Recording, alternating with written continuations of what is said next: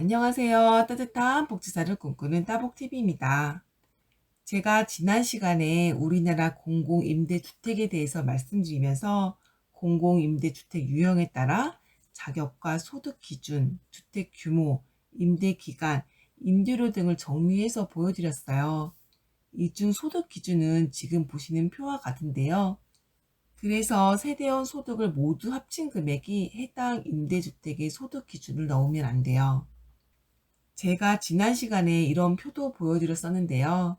제 유튜브에 수급자 차상위를 대상으로 한 영상이 많다 보니 영구임대, 기존주택 매입임대, 기존주택 점세임대에 관심이 많으시더라고요. 그래서 이에 대해 말씀드리려고 하는데 오늘은 이 중 영구임대주택에 대해서 말씀드릴게요. 제가 전에 공공임대주택 유형이 7가지라고 했는데요. 이 중에서 제일 저렴하게 살 수 있는 임대주택은 영구임대주택이에요. 보증금과 임대료가 시세의 30%도 되지 않아서 가성비가 정말 최고였죠. 그럼 그 금액이 얼마나 되는지 올해 발표된 공고를 예로 한번 보도록 할게요. 제가 본 곳은 안양에 있는 영구임대주택이에요. 여기에 있는 부흥 관악 단지인데요. 이 아파트 바로 옆에 관악 성원 아파트가 있더라고요. 부흥 관악 단지보다는 집 평수가 조금 넓긴 하지만 건축 연도와 아파트 위치가 비슷해서 이 아파트와 비교해 봤어요. 관악 성원 아파트는 공급 면적 51제곱미터, 전용 면적 33제곱미터예요. 그러니까 공급 면적은 15평, 엘리베이터나 계단 등을 뺀 전용 면적은 10평 정도 되는 거죠.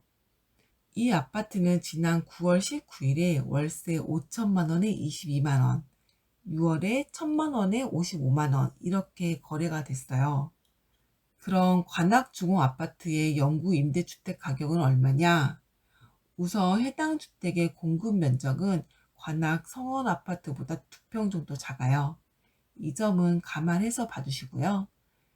이 영구임대 아파트는 보증금 250만 원, 월세 5만 원이면 이용할 수 있어요.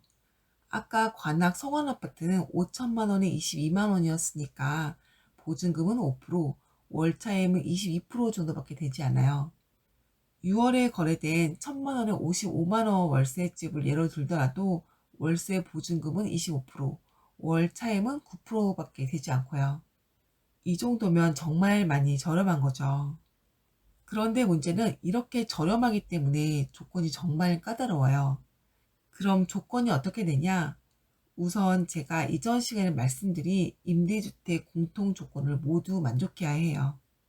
그러니까 신청자가 성년자여야 하고 세대원 모두가 무주택자여야 하고 세대원 모두의 소득을 다 더한 소득 금액과 자산 금액이 해당 주택 기준액보다 적어야 해요. 그런데 이에 해당하는 분들이 굉장히 많아요. 그래서 1순위, 2순위에 해당하는 분들만 신청할 수 있어요. 그럼 1순위가 어떻게 되냐? 바로 지금 보시는 것과 같아요. 먼저 생계 의료급여 수급자, 국가유공자나 그 유족, 일본군 위안부 피해자, 보호대상 한부모 가족, 북한 이탈 주민, 등록장애인, 65세 이상 직계존속 부양자 중에서 수급자 소득 인정의 이하인 분, 아동복지시설 퇴소자이면서 아동복지시설장이 추천한 월 평균 소득 70% 이하의 자산 요건을 충족한 분, 65세 이상의 수급권자나 차상위 계층, 이렇게 되는데요. 아까 말씀드린 것처럼 여기에 써진 모든 대상자의 소득이 도시근로자 기준 월 평균 소득 50% 이하여야 해요. 국가유공자와 그 유족, 북한 이탈 주민, 등록장애인, 아동복지시설 퇴소자의 경우에는 월 평균 소득 70% 이하여도 1순위가 될 수 있어요. 제 유튜브 구독자 중에 생계의료급여 수급자, 보호대상 한부모 가족, 등록장애인, 65세 이상의 수급자나 차상위계층 분들 많으실 텐데요. 이 경우 영구임대주택 1순위니까 참고해 주세요. 영구임대주택 대상 2순위 대상은 지금 보시는 것과 같은데요. 사실 1순위 대상자만으로도 경쟁률이 높거든요. 그래서 2순위는 신청을 할 수 있지만 선정되지 않을 가능성이 커요. 1순위에 해당하는 조건을 갖춘 사람이 많으면 대상자를 어떻게 선정하냐? 1순위 안에서 우선순위 기준을 정해서 순서를 정하는데요. 아까 보신 영구 임대 아파트를 예로 볼게요. 여기 보시면 안양시 거주 기간이 25점 만점인데 10년 이상 거주했으면 25점, 5년에서 9년 사이이면 20점, 1년에서 4년 사이이면 15점, 1년 미만은 10점 이렇게 써 있어요. 이런 식으로 다른 항목도 점수를 매기는데요. 그래서 해당 지역 거주 기간이 길수록, 세대주 나이가 많을수록, 세대원 수가 많을수록, 현재 집 형태가 취약할수록, 수급자 세대원 구성 형태 유형이 많을수록 점수가 높아요. 지표들 중에는 세대원 수 지표도 있는데요. 가족원 수 3인 이상의 최고 점수예요. 가족이 더 많은 사람도 많을 텐데 왜 3인이 최고 점수일까 의아하기도 한데요. 영구 임대주택은 면적이 좁아서 그 이상 살기에는 좀 좁거든요. 예전에도 말씀드린 적 있었는데요. 우리나라 최저 주거 면적은 1, 2인 가구 30제곱미터 미만, 3인 가구 30에서 39제곱미터 미만, 4인 이상 가구 39제곱미터 이상이에요. 그런데 영구임대주택은 면적이 40제곱미터가 안 되거든요. 지난번에도 말씀드렸지만 이 최저 주거 면적을 좀 넓혀 주었으면 좋겠다는 생각이 드네요. 또 부흥가나 영구임대 아파트 평면도는 이렇게 돼요. 침대 2개, 욕실, 거실, 화장실, 발코니 이렇게 있는데요. 면적이 26제곱미터이고 침실 2개에 식사실 겸 부엌이 1개이니까 최저 주거 기준으로 보면 면적은 2인, 방 구성은 3인 기준이에요. 집 면적이 넓지 않다 보니까 가족원 수가 아주 많으면 영구 임대주택에 들어가 살기가 쉽지 않아요. 그 다음 영구 임대주택에 들어가면 언제까지 살 수 있냐? 최대 50년 혹은 영구적으로 살 수 있어요. 영구적인 것이면 세대주가 사망할 때까지 거주할 수 있다는 건데요. 값도 싸고 오래 살 수 있으니까 정말 가성비가 최고이죠. 그런데 영구임대주택에 사는 동안에 무슨 일이 있으면 어떻게 되냐? 예를 들어 남편이 세대주인데 남편이 사망했다 하면 어떻게 되냐 궁금하실 텐데요. 이런 경우는 세대 구성원 중에서 영구임대주택에 대해 명의 변경해서 계속 살 수 있어요. 난 생계급여 수급자 자격으로 여기 들어왔는데 이번에 같이 사는 자녀가 월급이 많은 곳으로 취업해서 수급제에서 탈락했다. 이럴 경우 나가야 하냐? 이런 경우는 소득이 입주 기준 1.5배가 넘지 않으면 돼요. 제가 아까 소득 기준이 도시근로자 가구 월평균 소득 50%라고 했으니까 이것의 1.5배면 75%이죠. 이 금액을 넘지 않으면 괜찮아요. 대신에 영구임대주택은 2년마다 재계약을 하는데 이때 보증금이나 임대료가 올라갈 수는 있어요. 그럼 만약 소득 기준이 입주 기준 1.5배를 넘었다 이러면 어떻게 될까요? 이럴 경우는 나가야 해요.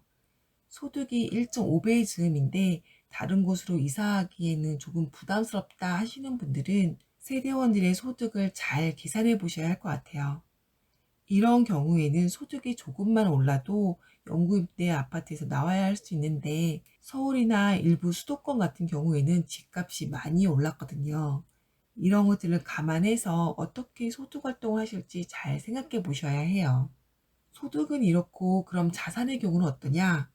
자산도 입주 자격 기준 이상 많아지면 나가야 해요. 그래서 자산의 총액이 2억을 넘으면 안 되고 자동차도 2,468만 원 이상이면 안 돼요. 이 밖에 세대주와 세대원이 잠시라도 주택을 보유해서도 안 되고요. 불법 전대도 안 돼서 영구임대주택을 또 다른 누군가에게 빌려줘도 안 돼요. 예전에는 영구임대 아파트에 한번 살면 자기가 나간다고 하기 전까지는 계속 살게 해줬었는데요. 영구임대주택에 살고 싶어 하는 분들이 워낙 많아서 대기자 수도 많고 대기하는 기간도 길거든요. 그래서 기준이 많이 강화됐어요. 그러니까 결론은 영구임대주택에 계속 살고 싶으면 잘 살면 안 되는 거예요. 제가 이렇게 말씀드리고도 참 그런 게 우리나라 정책이 기준선 이하로 살아야지만 혜택이 있기 때문에 일을 더 하고 싶어도 못하게 하는 것 같아서 좀 아쉬워요. 또 영구임대주택에 살다가 더 큰 공공임대주택으로 이사할 수 있는지 물어보시는 분들도 많으신데요. 가족은 수가 많아졌다던가 해서 더 큰 곳이 필요하다 싶으시면 영구임대주택 신청하셨던 것처럼 면적이 더 넓은 공공임대주택을 신청하시면 돼요. 영구임대주택이 저렴하는 걸 알겠는데 매달 내는 5만 원도 수급자 입장에서는 부담되죠. 그래서 임대주택에 살아도 주거급여를 받을 수 있는지 물어보시는 분들도 많으신데요. 네, 받으실 수 있으세요. 그런데 주거급여는 거주 지역, 가구원 수, 전월세 상황에 따라서 받을 수 있는 금액이 달라지거든요. 그래서 주거급여비가 이전과는 달라질 수 있어요. 또 개인회생 중에도 영구 임대주택을 신청할 수 있는지 물어보시는 분들도 계시는데요. 임대주택 신청할 때에는 신용도는 따로 안 보거든요. 그래서 자신의 신용도와는 상관없이 신청하실 수 있어요. 그럼 영구 임대주택은 어떻게 신청하냐? 여기에는 1단계에서부터 7단계까지 과정이 있는데요. 먼저 LH나 GH 홈페이지에서 입주자 모집을 해요. 그 다음 입주를 희망하시는 분이 주민센터에 가셔서 입주 신청을 하죠. 그럼 주민센터에서는 입주 희망자 분이 신청한 내역을 인터넷에 입력할 거예요.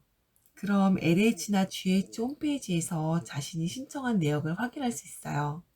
그 다음 선정 발표가 나면 입주자나 입주 대기자로 신청할 수 있고 입주자로 들어갈 수 있으면 구에서나 LH, GH에서 하는 계약 체결 안내를 받아서 계약을 체결하고 입주하실 수 있어요. 오늘은 영구 임대주택에 대해서 말씀드렸어요. 관악 주공 아파트를 예로 들어서 말씀드렸는데 영구 임대주택에 대해 이해하시는데 많은 도움이 되었으면 좋겠네요. 그럼 오늘은 여기까지 하고 다음에 또 뵙는 걸로 할게요. 오늘은 이만 안녕.